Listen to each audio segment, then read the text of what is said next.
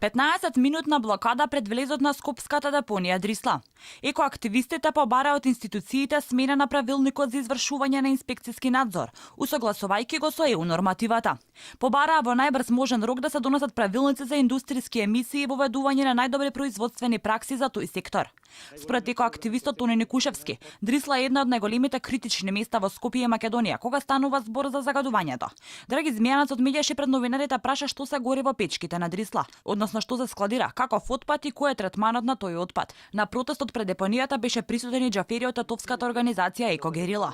Тој го повтори барањето за забрана за увоз на отпадот во Македонија. Го повика премиерот Зоран Заев и владата итно да го сменат законот за увоз на отпад. Да побараме промени во најитен можен рок, што се однесува третманот на отпадот, менаџирањето на отпадот, правилниците кои го регулираат сета оваа проблематика. Најголемиот проблем е што целото ѓубре и најопасното ѓубре во целата држава завршува во оваа депонија. Оваа депонија се уште нема добиено акредитација од Министерство за животна средина за депонирање на таков тип на отпад.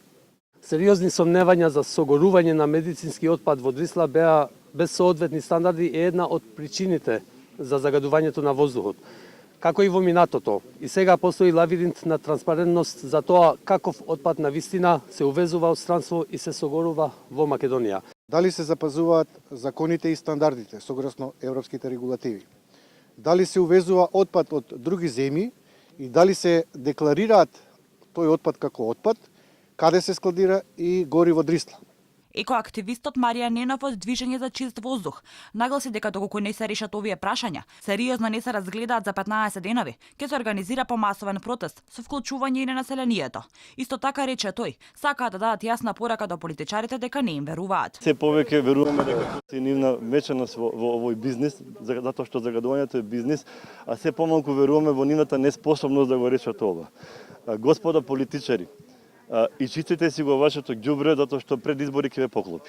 Директорот на Дрисла пак демантира. Вели Дрисла работи според прописите. Ако не се добри правилниците, тоа треба да го среди Министерството за животна средина. Вели тој. Ангелов напомена и дека тие не се загадувачи и не придонесуваат за аерозагадувањето, бидејќи имаат еколиценца.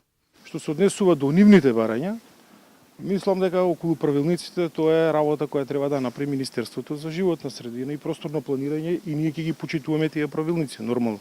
А кога ќе бидат донесени, до сомнежите дека се гори некаков отпад кој доаѓа надвор од Република Македонија, значи многу пати, не знам, мислам дека 100 пати кажавме, ние го гориме само медицинскиот отпад кој доаѓа од територијата на градот Скопје. Депонијата Дрисла работи со полна пареа, при што во 2018 година биле согорени околу 989 тони медицински отпад. Депонијата продолжила со истиот тренд на работа како и во изминатите неколку години и покрај забраната и ограничувањето заради застарениот филтер. Бројките на согорениот медицински отпад во Дрисла во ниту една година не се совпаѓаат со пријавените количини на медицински отпад од страна на здравствените институции.